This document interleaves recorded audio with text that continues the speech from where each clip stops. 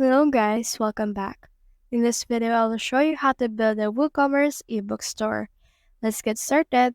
You can see in here that I have in here ebook store, and if you want to build a store for this one, I need to upload ebook products. So let's head over right here to our product page. Now from in here, let's head over and create a new product by clicking on this add new option.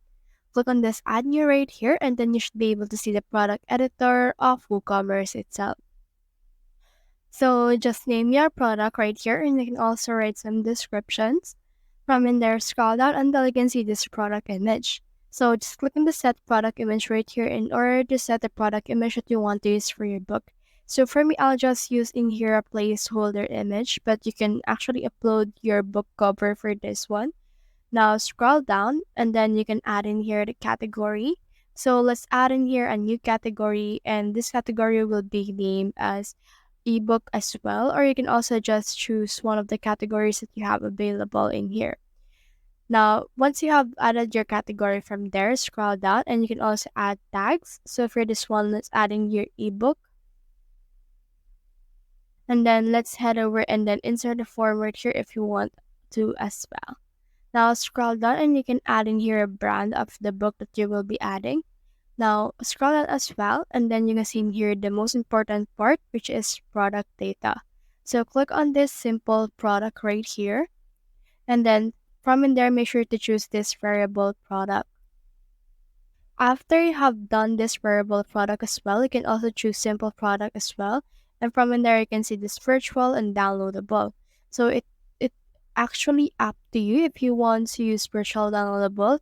So for this one, let's choose both. And you can add in here this general.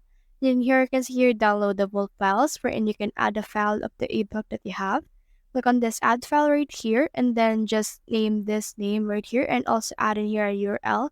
It can be a document or it can be an uploaded file as well if you want.